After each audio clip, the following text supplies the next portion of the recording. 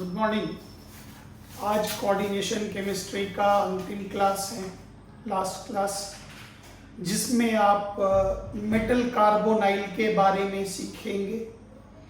Stability of complex, मतलब चार complex दे दे बोलेगा सबसे ज़्यादा स्टेबल कौन है और क्यों, और कोऑर्डिनेशन कंपाउंड्स की क्या उपयोगिता है, इसका क्या क्या एप्लीकेशन है, कहाँ कहाँ काम करेंगे, ये आज के लिए आपका टॉपिक है। तो छोटा सा टॉपिक है, देख लें।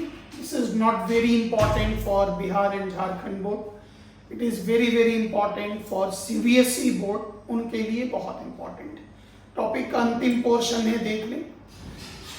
ऑप्टिकल आइसोमेरिज्म का जो टुकड़ा है वो ऑर्गेनिक के साथ होगा, और एक टेक्निक बता देंगे, छोटा सा टेक्निक है जिससे आप ये जान पाएंगे जो कोई भी चार कंपाउंड हम आपको दें तो बताएंगे कितना ज्योमेट्रिकल आइसोमर शो करेगा, कौन नहीं करेगा। चार कंपाउंड दे दें तो कौन सा कंपाउंड ऑप्टिकल आइसोमेरिज्म शो करेगा और क्यों करेगा। Total number of stereo isomers क्या होगा, वो एक एक्स्ट्रा क्लास है। जिनको समझ में आएगा वो देखेंगे, जिनको डिफिकल्ट लगेगा छोड़ दीजिएगा, मत करिएगा टॉपिक। क्योंकि देखिए, इस टॉपिक को इतना लंबा खींचने के पीछे मकसद ये था क्योंकि इस टॉपिक की उपयोगिता डी ब्लॉक और एफ ब्लॉक में बहुत ज़्यादा है, बहुत ज़्यादा यूज होता। अब डी ब्लॉक एफ ब्लॉक का ढेर सारा रीजनिंग क्वेश्चन तो मेरा कंप्लीट हो चुका, इसलिए ये टॉपिक इतना लंबा और इतना डिटेल खींच लिए। अगला क्लास का हमारा टॉपिक होगा metallurgy. This is a very small topic, बहुत याद करने वाला टॉपिक है, बहुत मन लगेगा, समझना भी बहुत बहुत आसान है। आइए एक एक करके काम करते हैं। फर्स्ट, इसी सेक्शन में एक क्वेश्चन पूछा भी गया है, what do you mean by organometallic compound. Organometallic compound से आप क्या समझते हैं? तो यहां से आप डेफिनेशन लिख सकते हैं, जिस किसी भी कंपाउंड में, क्योंकि याद कीजिए organic compound is a compound of carbon, organic compound is a compound of carbon, और मेटलिक वर्ड मेटल मतलब जिस कंपाउंड में कार्बन और मेटल के बीच का बॉन्डिंग होता, ऐसे कंपाउंड को नाम देंगे ऑर्गेनो। ऑर्गेनिक कंपाउंड कार्बन का कंपाउंड, मेटलिक वर्ड मेटल, तो कार्बन और मेटल के बीच जो बॉन्ड होता उसी को हम लोग नाम देते ऑर्गेनोमेटेलिक कंपाउंड। ध्यान से सीखिएगा। इस ऑर्गेनोमेटेलिक कंपाउंड का सबसे बेहतरीन उदाहरण है ऑर्गेनिक में, याद कीजिए ग्रिग्नार्ड रिएजेंट, सबसे सिंपलेस्ट उदाहरण है। याद होगा अल्काइल मैग्नीशियम हैलाइड। इस अल्काइल को आप मिथाइल कर दीजिए, हैलाइड कोई भी आप ले लें, मान लेते हैं हमने ब्रोमाइड ले लिया, इस कंपाउंड का नाम हुआ मिथाइल मैग्नीशियम ब्रोमाइड। इस कंपाउंड को अगर आप चेक करें तो इसमें कार्बन और मेटल के बीच बॉन्ड मौजूद है, इसलिए इसे नाम दिया गया ऑर्गेनोमेटेलिक कंपाउंड। ये अपने आप में पूरा परफेक्ट डिफिनेशन नहीं, क्योंकि बहुत केसेस ऐसे हैं जिसमें ये डिफिनेशन आपका वैलिड नहीं है। जैसे मान लेते हैं हमने ले लिया सोडियम साइनाइड, तो गौर करिए यहां सोडियम और कार्बन के बीच में भी बॉन्ड है, तो ये भी ऑर्गेनोमेटेलिक कंपाउंड कहलाएगा नहीं, ऑर्गेनोमेटेलिक कंपाउंड की कैटेगरी में नहीं होगा। इस तरह से साइनाइड, कार्बोनेट, बाइकार्बोनेट, बहुत सारा कंपाउंड आपको मिलेगा जिसको हम ऑर्गेनोमेटेलिक में यूज नहीं करते। उसका रीजन ये होता, सबसे बड़ा रीजन ये होता, जो आप इन सब मेटल्स की वैलेंसी जो होती वो फिक्स होती। जब आप ऑर्गेनोमेटेलिक कंपाउंड का हायर क्लासेस में रिएक्शंस करेंगे तो देखेंगे इसमें मेटल की वैलेंसी चेंज हो रही है। चेंज होती है, बदलता है, रिएक्शन के दरमियान चेंज होता, इसलिए इस कैटेगरी में नहीं रखा गया है। और वैसे भी इन कंपाउंड्स में इनऑर्गेनिक बिहेवियर आपको बहुत सारा मिलेगा, इसलिए इन कंपाउंड को हम लोग इस कैटेगरी में नहीं डालते। ऑर्गेनोमेटलिक कंपाउंड ढेर सारा मिलेगा, अल्काइल लिथियम, टेट्राइथाइलेट, TeL, बहुत सारा कंपाउंड आपको इस कैटेगरी में मिलेगा। ये कहलाएगा ऑर्गेनोमेटलिक कंपाउंड दिया गया। मेटल कार्बोनाइल नाम से काफी क्लियर है, जब कभी भी मेटल का संयोग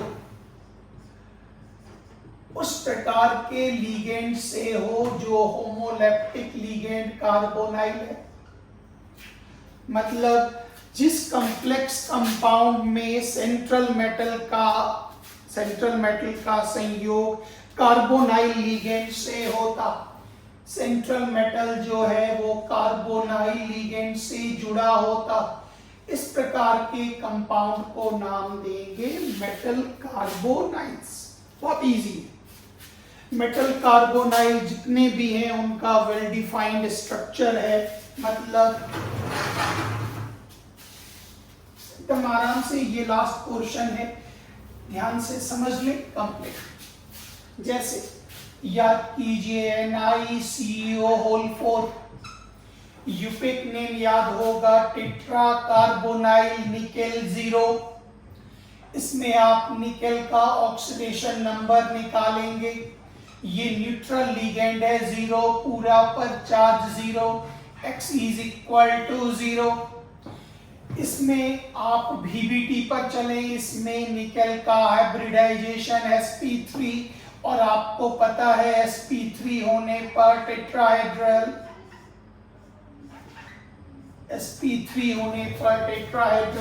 वेल डिफाइंड स्ट्रक्चर, इसमें ऑक्सीडेशन नंबर का मान कितना होगा, इज इक्वल टू 0।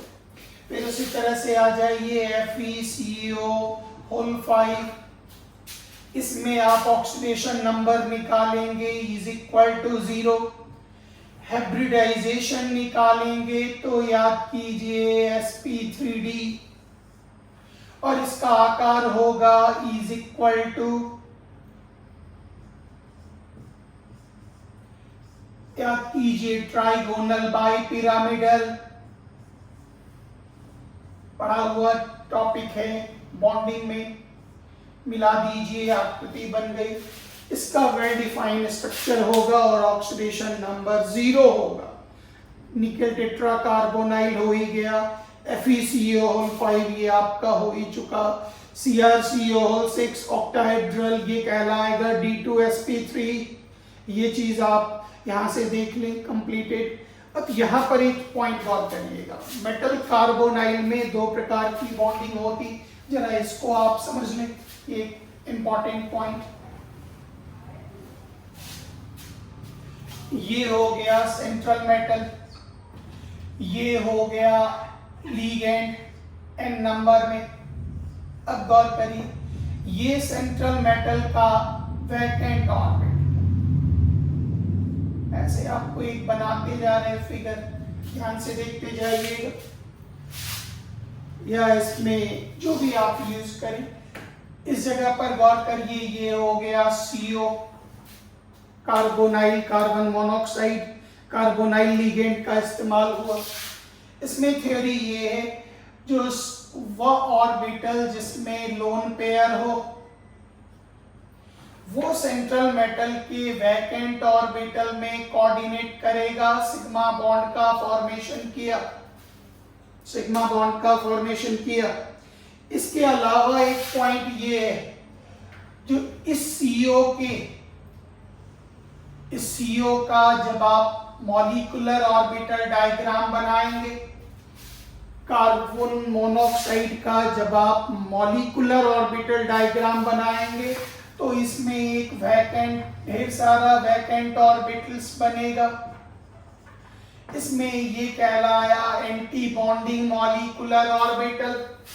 तो इसमें एक और प्रॉपर्टी होता, जिसमें सेंट्रल मेटल का ऑर्बिटल जिसमें लोन पेयर मौजूद है, डी और सेंट्रल मेटल का जो ऑर्बिटल है जिसमें पेयर ऑफ इलेक्ट्रॉन मौजूद है, वो इस anti bonding vacant molecular orbital में भी बैक बॉन्डिंग करता, पीछे से जाके ये कंबाइन करता, बैक बॉन्डिंग करता। तो एक बॉन्डिंग हो गया कार्बोनाइल का, कार्बन अपना लोन पेयर मेटल के वैकेंट ऑर्बिटल में देकर बॉन्डिंग बनाया। दूसरा बॉन्डिंग हो गया जिसमें CO के vacant anti bonding molecular orbital, या इजी कर लीजिए इस लिगेंड के वैकेंट ऑर्बिटल में मेटल का लोन पेयर भी बॉन्ड बनाता। चूंकि ये डायरेक्शन फॉरवर्ड तो ये बैकवर्ड, ये बॉन्डिंग कहलाएगा, बैक बॉन्डिंग। और इस प्रभाव को नाम देंगे सिनर्जिक इफेक्ट। तो ये एक मिनिमम पॉइंट जरूर ध्यान में रखें। यही चीजें लैंग्वेज में डाल दिए, PDF में आपको दे देंगे, नोट वहां से कर लीजिएगा। जिसमें इसमें सबसे पहले सिग्मा बॉन्ड बनता, जिसमें कार्बोनाइल के कार्बन का लोन पेयर मेटल के वैकेंट ऑर्बिटल में जाएगा।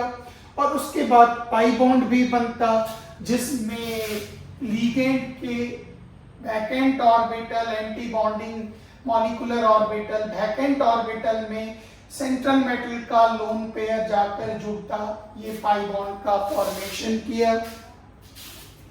और इसी को हम लोग नाम देते सिनर्जिक इफेक्ट। तो ये एक पॉइंट याद रखिएगा, very very important for CBSE student.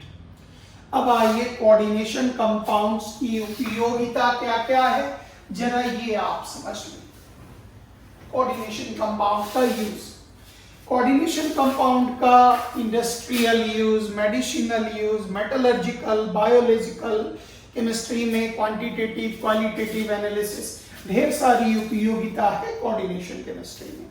जैसे इंडस्ट्री में कैटलिस्ट के रूप में काम करता, जिसमें एक नाम याद रखिएगा, NCERT में भी डाला गया, विल्किंसन कैटलिस्ट किसको कहते हैं, यूपेक नेम भी आप खुद लिख लेंगे, याद होगा ट्रिस ट्राइफिनाइल फॉस्फेन, ट्रिस ट्राइफिनाइल फॉस्फेन इस हिस्से का नाम हो गया।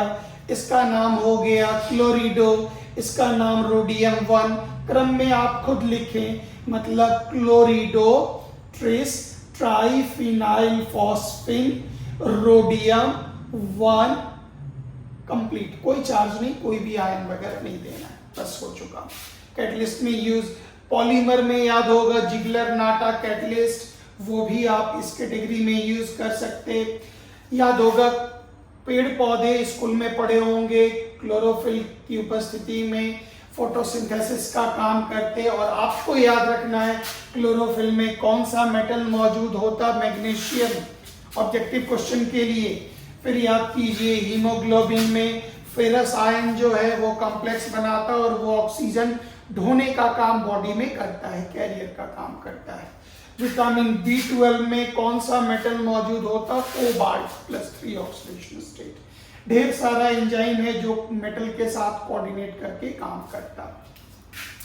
एक कंपाउंड है कैंसर ट्रीटमेंट में सिस्प्लिटिन, जिसका कैंसर में इस्तेमाल होता है। EDTA4- याद होगा, इथिलीन डाइएमाइन टेट्राएसीटेट। उसको लेड पॉइजनिंग में, मतलब बॉडी में लेड की मात्रा बढ़ जाती तो EDTA डालने के बाद वो चिलेट बनाकर उसको बाहर निकाल देता बॉडी से। मेटलर्जी में, मेटलर्जी नेक्स्ट टॉपिक है जिसमें आप खुद ही पढ़ेंगे, सिल्वर में, गोल्ड में एक्सट्रैक्शन करने में हम इसका यूज करते। इवन मोल्ड प्रोसेस जो हम इस्तेमाल करेंगे वहां भी आपको इसका यूज करेंगे मेटलर्जी में। तो मेटलर्जी में भी कुछ कुछ कॉम्प्लेक्स कंपाउंड का फॉर्मेशन होता है। प्रैक्टिकल में जब आप जाएंगे तो दो प्रकार का विश्लेषण होता, क्वालिटेटिव और क्वांटिटेटिव, जिसमें इसका यूज होता। कोऑर्डिनेशन कंपाउंड का अलग अलग तरीके से इस्तेमाल होता, जिससे हम इसकी पहचान करते हैं। आराम से ये चीज एक बार देख लेंगे, जानना है। हार्डनेस ऑफ वाटर, वाटर के हार्डनेस का रीजन कैल्शियम और मैग्नीशियम का सॉल्ट, उसको हम लोग EDTA से टाइट्रेशन करके हम लोग उसकी गणना भी करते, उसका रिमूवल भी करते हैं। कठोरता को हम लोग इसे टाइट्रेट करके निकालते हैं। अब एक अंतिम टॉपिक आ गया, वो हो गया stability of coordination compound. Last topic है, ध्यान से आप देख लें, छोटा सा टॉपिक है, समझ में आ जाएगा, आराम से आप इसको कवर अप कर लेंगे। बुक का अंतिम का 2 पेज है, रीडिंग मार के कवर कर लेंगे पूरा complete A to Z। Optical isomerism के लिए घबराइएगा नहीं, क्योंकि ऑप्टिकल में पहले हम ऑर्गेनिक ऑप्टिकल देंगे, उसके बाद फिर हम आपको इनऑर्गेनिक में ऑप्टिकल का टेक्निक बता देंगे। सबसे बढ़िया जो टेक्निक सीख जाइएगा ना, फिर आपको ऑप्टिकल वेरी वेरी इजी लगेगा। वो नया टॉपिक फिर इसके बाद आपका शुरू हो रहा फर्स्ट टाइम। अगर हम VBT की बात करें तो याद करें, कोऑर्डिनेशन कंपाउंड के लिए याद होगा, ये हो गया सेंट्रल मेटल। सेंट्रल मेटल का याद कीजिए, ये हो गया वैकेंट ऑर्बिटल। ढेर सारा है, मैं एक की चर्चा करें। उसके बाद याद कीजिए, ये हो गया लिगेंड। लिगेंड का ये ऑर्बिटल याद कीजिए, ये हो गया लोन पेयर। अब ये दोनों एक दूसरे के साथ जब कोऑर्डिनेट बॉन्ड बनाएगा तो जिस कंपाउंड का निर्माण होगा उसे आप क्या नाम देंगे? Coordination compound. अब गौर करिए, कोऑर्डिनेशन कंपाउंड तब बनेगा जब मेटल जिसको लोन पेयर लेना है, याद कीजिए यहां पर लिगेंड हो गया, लोन पेयर डोनर। याद कीजिए सेंट्रल मेटल हो गया, लोन पेयर एक्सेप्टर। ये कहलाएगा, याद होगा, जो लोन पेयर लेता नाम देते लुईस एसिड। जो लोन पेयर डोनेट करता उसे हम नाम देंगे लुईस बेस। तो कोऑर्डिनेशन कंपाउंड का निर्माण कब आसानी से होगा? जब सेंट्रल मेटल आसानी से लोन पेयर को ले ले और लिगेंड बहुत आसानी से लोन पेयर को दे। इसका मतलब जो डोनर है वो लुईस बेस। इसका मतलब अगर ये स्ट्रॉन्ग लुईस बेस होगा तो आसानी से देगा। फिर याद कीजिए, इसका साइज जितना ज्यादा छोटा होगा वो इलेक्ट्रॉन को उतने मजबूती से रखेगा। और याद कीजिए, जितना ज्यादा पॉजिटिव चार्ज होता था साइज उतना छोटा होता था। तो इन 2 फैक्टर से आप बहुत मदद ले सकते। बेसिक स्ट्रेंथ जितना ज्यादा होगा वो उतनी आसानी से कॉम्प्लेक्स का निर्माण करेगा। Inversely proportional to size of ligand. Size जितना ज्यादा बड़ा होगा उसकी इलेक्ट्रॉन डेंसिटी उतनी डिफ्यूज होगी, कोऑर्डिनेट करने में उतनी परेशानी होगी। मेटल का साइज छोटा, ऑक्सीडेशन स्टेट ज्यादा।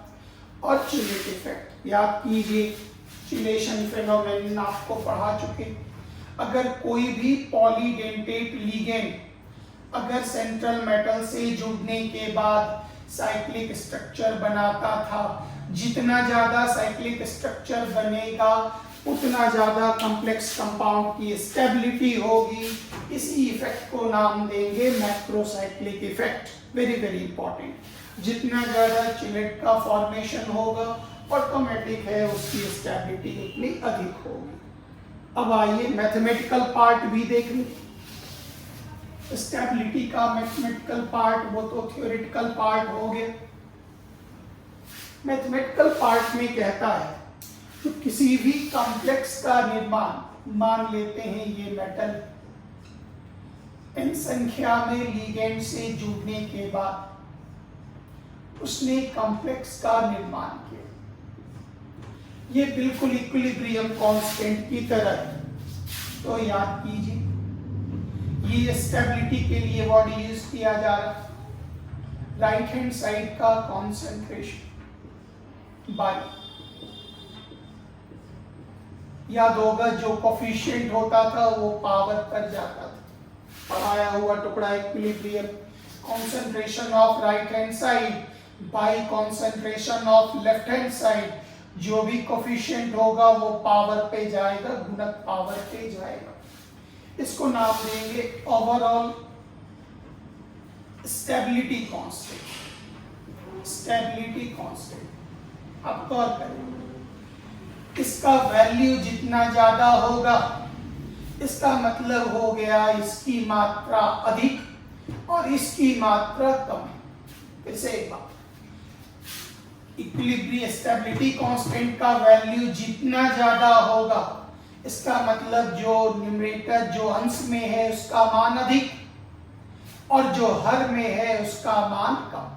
इसका मतलब ज्यादा से ज्यादा लिगेंड मेटल से जुड़कर कॉम्प्लेक्स बना रहा, तभी तो इसकी मात्रा अधिक है, संख्या अधिक है और इसकी सांद्रता जो है वो कम। और अगर एक का मान बहुत ज्यादा हो, ये कम हो, तभी तो इसका वैल्यू जो होगा वो हाई होगा। इसका मतलब stability of complex is directly proportional to stability constant. तो इसका वैल्यू अगर कम हो गया तो इसकी स्टेबिलिटी कम और इसका वैल्यू ज्यादा हो गया तो स्टेबिलिटी ज्यादा। मतलब ज्यादा से ज्यादा लिगेंड जुड़कर इसका फॉर्मेशन कर रहा। नेक्स्ट आई, अब इसी चीज को एक इक्वेशन के द्वारा भी आप देखेंगे। जो मान लेते हैं ये चीजें हैं, कॉपर आयन अमोनिया सॉल्वेंट से जुड़कर एक कॉम्प्लेक्स का निर्माण कर रहा।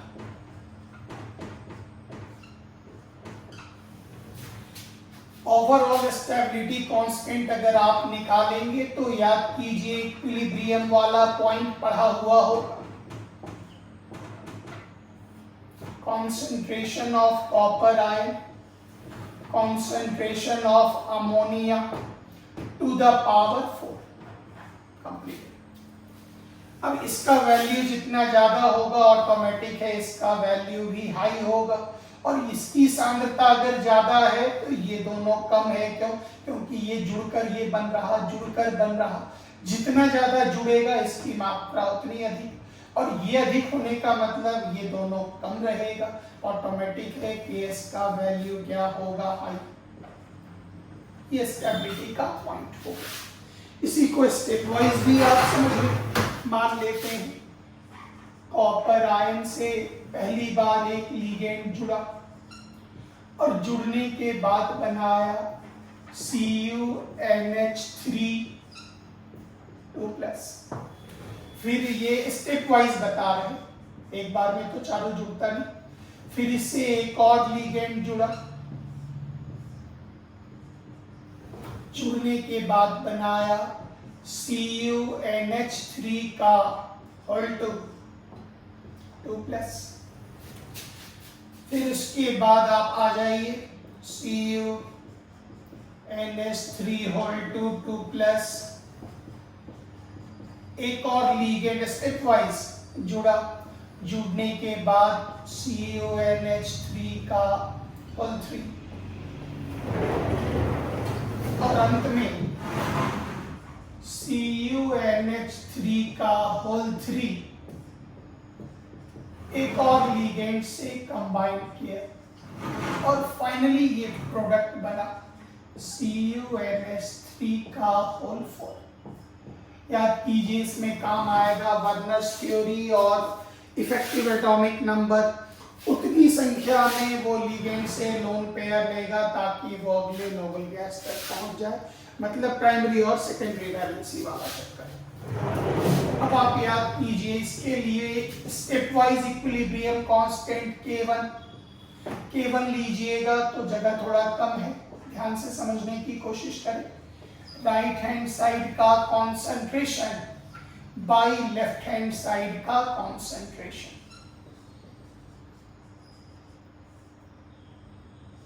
खाली ध्यान से देखते जाइएगा, PDF भेज देंगे जिससे आप इसको क्लियरली देख सकते हैं। याद कीजिए सेकंड स्टेप का स्टेप वाइज कांस्टेंट हो गया equilibrium constant, right hand side by left hand side into NH3 का कॉन्सेंट्रेशन। फिर थर्ड स्टेप है K3 लिख दीजिए। फिर आ जाइए राइट हैंड साइड, फिर आ जाइए लेफ्ट हैंड साइड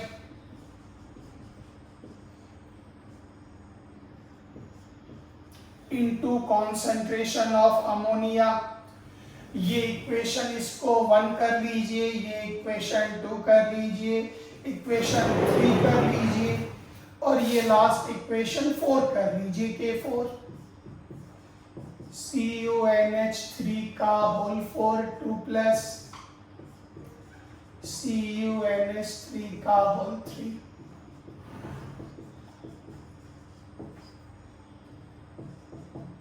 ये बन चुका। अब आप गौर करेंगे K1 को मल्टीप्लाई करें K2, सबको मल्टीप्लाई करके कट करिएगा तो पता है आपका ओवरऑल स्टेबिलिटी कांस्टेंट निकलेगा। खुद से कर लीजिए। ये जो इसको 1 रहने दीजिए, इसको करेक्शन कर लीजिए। 1 तो उसको हम ले चुके थे, इसको 2 कर लें कृपया, 3 कर लें, इसको 4 कर लें और इसको 5 कर लें, 5 कर लें। और इस पूरे को आप मल्टीप्लाई मारेंगे, ये स्टेप वाइज स्टेबिलिटी कांस्टेंट है, तो इस पूरे का प्रोडक्ट जो होगा वो इसके इक्वल होगा। मल्टीप्लाई करके कैंसिल आउट कर लीजिएगा, पूरा मल्टीप्लाई कीजिएगा वही निकलेगा, बीटा से दिखाते हैं। और ध्यान दीजिएगा स्टेबिलिटी कांस्टेंट का उल्टा होता है, उसको नाम देते हैं इनस्टेबिलिटी कांस्टेंट। तो इनस्टेबिलिटी कांस्टेंट जो होगा उसका वैल्यू जितना ज़्यादा होगा स्टेबिलिटी कांस्टेंट उतना कम, और स्टेबिलिटी का वैल्यू जितना ज़्यादा इनस्टेबिलिटी कांस्टेंट उतना कम।